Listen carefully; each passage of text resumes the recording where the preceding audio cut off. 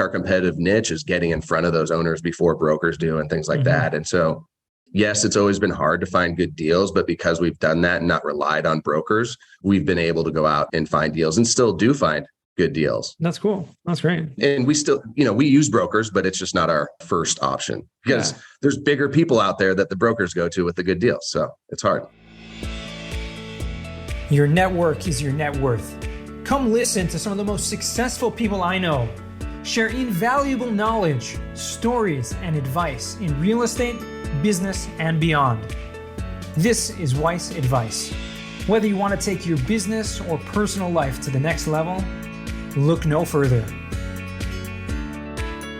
Welcome back to another episode of Weiss Advice. I'm your host, Yonah Weiss. Excited to be here today with another great guest. We got Patrick McDonald here today, and we're just going to talk about mobile home parks, mobile home communities, trailer parks, whatever you want to call them. They're affordable housing. They're an incredible asset class. We've talked about it many times on the show, and just excited to have someone else like Patrick who's been in the space for quite a while and doing some great stuff. So welcome to the show. Hey, thanks for having me, Yonah. Long-time listener, first-time caller, No, I appreciate you having me on for sure. That's awesome. That's awesome. Yeah. I mean, you've been, like I said, you've been in the mobile home park space for quite a while. For our listeners who don't know you, maybe give us a little bit of a background on how you got started. Yeah. So my business partner, Nick, and I have been doing manufactured housing communities in RV parks. That's the politically correct. Yeah. So we've been doing this for about 5 years. I'll take you really far back, just a little bit about me. I grew up in Seattle. I'm married, 2 kids. Shout out to Amy and the boys if they're listening. But I was exposed to real estate pretty early on in my childhood. My parents were both CPAs. They owned their own accounting firm, but my dad had a small amount of apartment buildings in Seattle. And so when I was a kid, I was tagging along to the apartment buildings, fixing sinks, doing toilets, janitorial stuff. I mean, every Tuesday and Thursday we were at the apartments. So I learned early on kind of the power of real estate. And my parents were traditional real estate folks. Like, you save up, you buy a property, you save up again, you buy a property. And so that's kind of like my mentality growing up. And, they were both entrepreneurial. They owned their own accounting firm. And so just kind of, I was exposed to both real estate and being an entrepreneur at an early age. And so when I got out of college, I got the corporate job. I worked for Northwestern Mutual for a number of years and then became a corporate medical recruiter, recruiting doctors.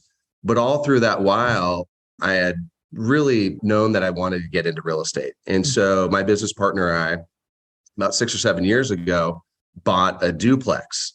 And at the time, the thought process was, hey, let's buy a duplex. We'll buy one a year, right? The power of saving money up, and we'll buy one a year. And eventually, 15 or 20 years from now, I'll kind of be what my parents were. Right. And so that was the thought process early on. So we bought 2 properties in 2 years, and we kind of looked at each other and said, hey man, this is great, but this is going pretty slow. Like, we're going to be doing this for a long time. And so a buddy of mine had mentioned at the time trailer parks to me. And I said, you're crazy. There's no way I'm doing trailer parks. Like, that just seems like a headache. Weirdly enough, this is like 6 years ago, we found a mobile home park in Seattle, kind of suburbs of Seattle, right in between his house, my business partner, Nick, and I's house. It was about 15 minutes from my house, 15 minutes from his house. And we just said, we should try this. We had just refinanced our first duplex, and we bought this mobile home park, and it was 14 spaces. And Nick and I were on site every week. It was built in like 1940. So everything that went wrong could go wrong, right? A lot of work, a lot of TLC. Of work. Exactly. And so we kind of spent the first year really getting our feet wet, understanding mobile home parks. We went to the Frank and Dave Academy. We read everything we could, right? We started talking to operators, and we said, hey, I think we're on to something. And so I ditched my parents' kind of philosophy of save until you can buy the next one. And, we were in a different time than I think probably they were in the 80s when interest rates were at an all-time high. But we sold our duplexes and we bought another mobile home park. And so we owned 2. And somebody came along to us about 6 months later, offered double what we paid for. So we sold it to our second one to him. And then we just kind of snowballed all of that money. And now we own 24 communities. across the Pacific Northwest in about 1,500 spots. So it's been a wild journey, but we really we've leveraged a lot of different operators. Daniel and Yoel over 3 Pillars have been great mentors to us and some other folks. And so we've just kind of been learning along the way, and somehow we've accumulated that many. So that's pretty cool. That's a great story. And I just love how it naturally transitioned into something with just an opportunity in your backyard for, something that you probably passed by many times. It's like, never paid attention to it. And then all of a sudden, like, well, wait a second, maybe we could own a piece of that. And it's incredible how that kind of snowballed into, like you said, where you are now, 24 parks, 1,500 units, pads. I mean, that's a lot. That's a lot of property. That's a lot of tenants. That's a big business, at this point. It's no longer, just a small time, a couple guys buying a couple of properties. I'm curious to know, because you had mentioned that the method of buying properties that you had picked up from your parents was just like save up, invest, put it down. Obviously, you've used interest rates, you've used financing for this, but I'm curious, is it still just you and Nick and whatever capital you guys have, or have you brought on outside investors as well into the firm? Yeah, I think we were about Park 4 when we said, oh crap, we have no more money. We're tapped out. We can't refinance these, right? And so, we had to start bringing on investors. And, we knew nothing about syndication. We knew nothing about the fund model at that time. And we were kind of learning, but we leaned on a couple partners, or now partners, that were syndicators in other asset classes like multifamily. And so we brought them on board as co-GPs and raised capital and learned from them. And then we've done some JVing with other major, mobile home and RV park operators, and that's worked out well. But a lot of our acquisitions now are through the syndication model, doing it ourselves. We still do co-GPs and JV deals, and we always look for those. But we're kind of building, and it's progressed over time, right? Like it used to be, we were just syndicating one park in one deal, and it went to 2 parks in one deal. And now it's up to 3, 4, 5 parks in a single syndication. So I think our progression will eventually lead us to kind of that fund model too. So that makes sense. And, there are really just opportunities that come your way. If you have a deal comes your way, if it's a good deal, you can find people that want to partner up to get it done and take it down. So that's usually not a challenge. What is challenging is, I think, more than anything, is I don't know the right word for this, but just the lack of inventory on the market. I mean, you're in the Pacific Northwest. Okay. There are probably hundreds, thousands of parks up there, but at the same time, how many are still owned by these kind of mom and pop owners, and how many have been taken over by larger groups like yourself or institutional capital? Yeah. I mean, I think even 5-6 years ago, I think Nick and I realized that it was going to be tough to own on the I-5 corridor up here in the Pacific Northwest. And we do own some stuff along I-5, but a lot of our stuff is in tertiary markets of Washington and Idaho. So east of the mountains, Eastern Washington, which are great markets, working class folks over there, but we just always kind of focused on those markets. One of the things we did early on too is Nick and I are both sales guys. I was a recruiter, but it's basically a sales position. And Nick was a regional manager for a dental supply company, kind of a sales guy. And so we were eager to get on the phone, right, and call owners. And so we've always done that. We put a lot of money into direct to owner calling and ringless voicemails and mail and all that stuff.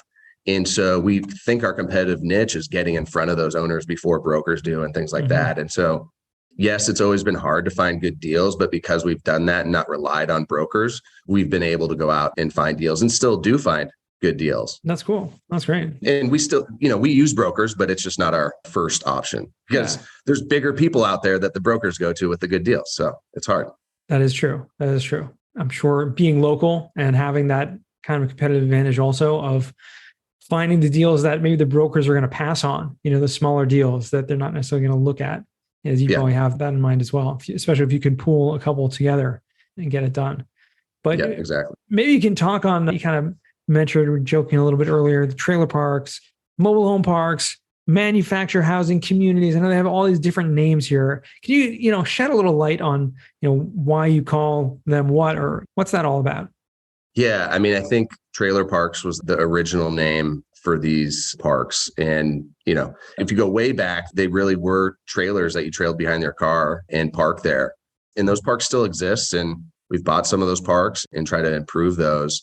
But I think what you're seeing now with new parks and the influx of capital into parks is manufactured housing communities, right? Where they're bringing in real houses that have all the amenities of a stick-built home into basically a manufactured housing subdivision, right? And just because they got there on a truck doesn't mean they're less impressive than a stick-built house. And so I think the persona of trailer parks is still there, especially a lot with our legislation, especially here in Washington. But I think a lot of the operators in the space are creating manufactured housing communities. So they're creating new communities. I mean, are they redeveloping? Is that what is mostly happening, or existing trailer park communities kind of replacing those homes, or are they, building new? Is there a lot of new development going on also? Yeah, I don't think there's a lot of new development. I mean, I think it's getting better, but there's a long way to go to ramp up to actual new manufactured housing communities being developed. We've seen a couple here in Washington, but it's few and far between.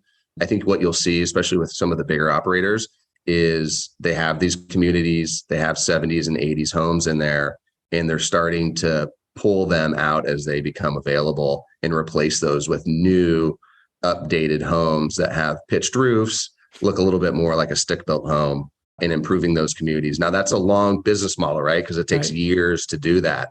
But as things have started to slow down with the manufacturers, it's gotten easier to kind of turn over units in parks. So I'm going to ask you a little bit of maybe a triggering question, but I'm curious because, we talk about, especially with multifamily, we hear this a lot, and I'm not sure if it's the same with mobile home parks, but we talk about raising value add, right? Adding value. And one of the things that people do is they come in, they buy a park, they maybe make some improvements and then raise the rents, and raise the rents so high that it becomes almost not affordable for some of the people that are living there, especially if older people or fixed income and these kind of things, working class people, and really struggling to make it. I mean, is that your business model? Is that something that you guys do? And how do you feel about that in general? Yeah. I mean, I think the industry, not only, manufactured housing, but multifamily in general, gets a bad rap sometimes because there's these kind of articles that come out that are few and far between about that exact thing, right? People come in, they don't create that value, and they just increase rents to an amount that is maybe aggressive. Yeah. Right. And so our model, we're always about creating value before we even think about raising rents. And that could be as little as improved operations, being more present, keeping the park clean, all the way down to ripping out roads, putting new roads in, ripping out old junky homes and things like that. And so I think it's really important that you create that value before you start to ask people to pay more. I think a lot of parks, especially here in the Pacific Northwest, the mom and pop owners have never raised rents for 5-10 years, right? And so there's a little bit of a catch-up period. And so we kind of have to communicate that with our residents that, hey, I know this feels like maybe an overly aggressive raise, but here's why we're doing it. Here's the new utility cost compared to where you were 10 years ago. And here's what our plan is for the park. So we definitely raise rent, but it's typically not aggressive. Every once in a while, you'll find a park where, it's $200 lot rent and the market's $700. And so a $100 rent increase does seem aggressive, but in the big scheme of things, it's not all that aggressive. Another thing that we try to do too is really take study of that market and present residents with the other lot rents in the area so that they understand the comps, right? Yeah, totally. And, it's difficult, especially if they're tenant-owned homes, where they're living there, they're owning that. They can't necessarily just pick it up and move out to another park if they wanted to, like you could with a multifamily. You could move, to a cheaper or whatever. But I mean, it is challenging. And that's part of the challenge. And I think one of the benefits of having mobile home parks or manufacturing communities, whatever you want to call them, is that you have much longer term tenants as well, right? Your turnover is probably extremely low. Yeah, it is. I mean, we own RV parks too, and you can totally see the difference in an RV park versus a mobile home park. But very rarely, actually, I don't know that it's happened that somebody's moved out a mobile home from one of our parks. There's definitely been a couple instances where people talk about moving, but you start to kind of look at the costs, and it's very difficult to do that. And so the turnover there, I think the stat is like, people last or live in their manufactured home for about 13 years. So they're there for a while. and we want them there, right? We don't want them to leave. Of course. And so we try to do things to persuade them to stay if they do think about leaving. Absolutely. Tell me about a little more about the RV parks, because that's something that's a little fascinating to me as well. Are you doing, simple RV parks, or are they more like campground type situations? Yeah. Shed a little light on that. Yeah, we have never done a campground transient RV park. We're actually looking at a couple now, but it's a totally different model, right? You have clubhouses, you have stores. It's a little bit more like running a hotel. Yeah, it's a different business entirely. It's a different business. And all of our parks up till now on the RV side have been long-term stay RV parks. And they really do function pretty similar to a mobile home park. Probably the one caveat is people tend to come and go a little bit more, right? Our average length of stay in our long-term stay RV parks is about 9 to 12 months. So you're having that turnover a little bit more. So there's more marketing costs that goes into that. Right. There's more employee costs because you have to have a little bit more of a present manager to kind of handle that in and outflow of residents. And so I don't know if it's like that in the Midwest and Southeast and things like that, but like in the Pacific Northwest, I mean, RV living has really become a huge thing because the cost of living up here is so high. And so all of our RV parks, I mean, are at 95% or higher occupancy throughout the year. So and we live in the rain and snow and stuff, right? Know, and right? People live like that. So, and what type of lease length? Like, what's the average lease length for something like that? Yeah, typically we do month to month just for flexibility and kind of how the landlord tenant law works up here. And so it just renews every month. So they can like have an automatic renewal of the same lease if they want. Yeah. Yeah. All we ask of them is if they do decide to leave, just to give us a 30-day notice so that we kind of know and can expect them out at some point in time. That makes sense. Yeah. So give me a little, glimpse into what your day-to-day looks like. As a manager, I'm sure you have a team at this point. It's not just you and Nick anymore, right? But you probably have a team doing stuff. You're managing 24 different parks and looking at acquisitions. What's your day-to-day look like from that standpoint? Yeah, it's kind of funny. I still obviously deal with real estate, but I'm a business owner, right? And so a lot of my day-to-day is focused on dealing with employees and hiring employees and dealing with cost segregation and kind of these like bigger picture things, right? And I'm a little bit jealous of Nick. Nick gets to spend a lot of the time still acquiring parks, and I miss that a little bit. But yeah, most of my day-to-day is kind of high level, looking at the future a little bit, which is cool too, right? Like I don't have to call the sewer guy to come unclog the sewer line anymore, but it's a little bit more bigger picture than it used to be, for sure. Yeah, absolutely. Find the right people and do it. I mean, that's the who, not how, right? That's working on the business and not in the business. Yeah. Yeah. Unfortunately, if you ever lose somebody, you end up stepping back into that role. Mid last year was tough. We lost a couple of our bookkeepers, and all of a sudden I'm accountant bookkeeper Patrick. So that's a little bit tough, but you had any background in that? You had any background in accounting or bookkeeping, or you just pick it up? I failed accounting 101, I think, a couple times in college, but I'm actually okay with numbers. So it worked out okay, but it's not my passion. Let's just say that.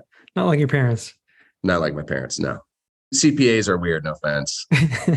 I'm not a CPA, so I don't want to take offense, but. Well, anybody listening, right? Yeah. Right. Exactly. Awesome. And where do you see this going forward? I mean, now that you are more working on the business and helping to kind of grow it, and what's the plan? Is it just continue growing this model in the Pacific Northwest? Is it expanding out further? Is it different asset classes? Give me a little kind of 5-year look. For Yeah. In our head, I think we want to get to about 3,500 lots and kind of see where we're at. I think, we're in this weird spot where we're no longer small, that we can kind of just rest and let it ride. And we're not big enough to just chill out and let it ride. So we kind of have to keep growing, right? To kind of get this economies of scale to build out a team. And so I think as the team grows, maybe our attitude will shift a little bit, because like you said, if we're not doing a lot of the day to day, then maybe, we're building it to 10,000 lots. I don't know. But Nick and I kind of thought, hey, let's get to 3,500 lots and kind of see where things are at. I think we'd love to get into more asset classes. We own some self-storage small portfolio of self-storage. That'd be kind of cool to do more in, but that's a competitive niche too. So Sure. we're kind of just doing what we know, which is RV parks and mobile home parks, and seeing where it takes us. And hopefully we'll build out a team that can allow us to get a little bit more time back, right? That's what you start thinking about now that you're kind of over those big hurdles. You start thinking about time. So Yeah, for sure. And Idaho and Washington have had significant, continuous population growth and people moving there. So I'm sure that's not going to be a problem finding more parks or people to fill them at least. Yeah, we've been fortunate in both Washington and Idaho that demand is pretty strong up here. So I got a weird question, and I don't often ask this, but for some reason it pops in my head. And since I don't prepare anything on these podcasts, whatever pops in my head, I, filter it. And if it seems appropriate, I'll just throw it out there. So I'm just curious, if there's something that, besides your mobile home parks, or maybe that's it, but like, what's one thing that you could just like talk about for hours on end? I love the NBA. Oh yeah. I love the NBA. Basketball.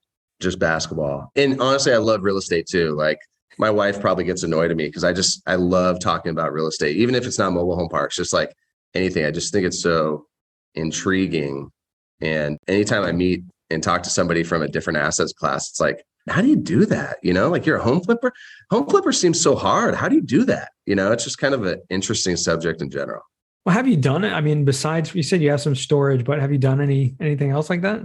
No, not really. I don't know. It stresses me out every time I do a project on my primary home. So trying to do a project on like a flip that you need to make money on just seems, it's hard. I don't know. It seems hard. So, it is hard. And then you talk to developers, you're like, how do you build this thing and like figure out all the numbers? And it's just, there's some insanely smart people in real estate. It's just intriguing to talk to them for sure. Yeah. Everyone has their niche. People will say the same thing about you. Like, how do you have, mobile home parks, and how do you run it? How do you keep it safe? How do you, deal with the tenants and things like that? Or for people who are not in the space, can't really imagine doing that. So to each their own, each their own, that's for sure. But what's fascinating to me, and I think the lesson learned from this is, you started with a duplex and a couple of duplexes. And then, as you said, you kind of sold it and used that money to buy another park and then brought in some investors. But essentially, you just scaled and weren't necessarily putting in, any more capital. But I'm sure as you guys grew, you reinvested the money into the business that you were making money from. But to me, that's just incredible to do that and scale and start from essentially zero, right? Start from one property for, I think you said $60,000, right? Going into it. That's almost like nothing. When people talk about how do you get started in real estate, I think the lesson is just buy a property and, figure it out. Yeah. Yeah. I mean, we've been fortunate, obviously, with timing and there's a little bit of luck that's involved anytime you're running a business. But Nick and I each only invested $60,000. That's all we've ever put in from our personal bank account. Now, obviously, we get, money through refinances and sales and things like that. But from our personal funds, that's all we've put in. And so we're really proud of that. And it's been, my advice to people is exactly what you just said, is like, just buy a piece of property. It might be scary, but you'll figure it out. Real estate's a really forgiving asset. And, you'll learn so much buying that first property too. So for sure. And not to say you can't make mistakes. Everyone makes mistakes and you may lose some money also. You may, but if you do your research, just the hardest part is just buying that first property. 100%. Yeah. It's getting over the hurdle for sure. Well, Patrick, I'd love to transition out what we call the final four. These are 4 questions I ask all my guests. First one for you is, what is the worst job you ever had? Yeah, I've had a couple crazy jobs, but in high school, I don't know why I was doing this, but I took a job where I was waking up. I think maybe I got high school credit for it, but I'd wake up at 4. I'd be at work at 4:30, and it was a screw factory. And this guy had invented kind of the star screw type screws. And he needed somebody to weigh and then pack the screws into packaging. And so I did this for about 4 hours each morning from about 4:30 to 8:30 before I went to high school. And it was the most tedious job where you're just weighing a screw, you put it in the box, you tape up the box, you put it on the pallet. And that was it. It was terrible. I don't know why I did it. Looking back, like probably got, $10 an hour, maybe. Just a terrible decision. on my part. So, well, yeah. I mean, it's oftentimes those first jobs that we have when we're young that teach us some of those lessons, and some of the most important lessons, which are never do anything like this ever again. yeah, exactly. Yeah. Oh, Yeah. wow. Awesome. So, second question, what's a book you've read that's given you a paradigm shift? Yeah, kind of going back to my youth a little bit. My parents gave me the book Richest Man in Babylon. I think I was probably Nice. 12. And I read it from time to time. And it's a simple book, but it's a powerful and impactful book on just how you should treat your money and kind of your life. And so I've read a ton of books, and there's a ton of great ones out there, but that, kind of whatever 75-page, 100-page book has really made me who I am today and how I look at money in the world. So that's awesome. Awesome that you had parents that kind of had that, foresight to give you something like that to read, because I think it really has a lot to do with their perspective of being entrepreneurs. Yeah. And owning real estate and having, that financial aptitude that they wanted to pass on. And probably one of the best books to do that, I would say, is that book. Yeah. I don't think I thought that at the time. You want me to read? Come on. I know, right? I mean, outside of school, I remember my father gave me a book to read when I was in high school. I was like, this is punishment, Yeah, exactly. I'm trying to hang out with my friends and play sports and do all that other stuff. Third question, what's a skill or talent that you would like to learn? Yeah, I think, I'm trying to learn it, I guess, already. But I think as entrepreneurs, it's hard to turn that off when you leave the office every day. And, my wife's an entrepreneur too. And so when we're at home, it's a lot of talk about business. And so we're trying to get better and trying to learn how to kind of set that life aside so we can be at home life with our kids and be present, And so combining that with not having my phone at night is a really big skill that I'm trying to perfect, and very far away from perfecting, but trying. It's huge. It really is. And I absolutely agree. It's necessary because you need to have that present time, especially with kids and with your spouse. I mean, it's so important. Yeah. Just putting the phone away is probably the best thing you can possibly do.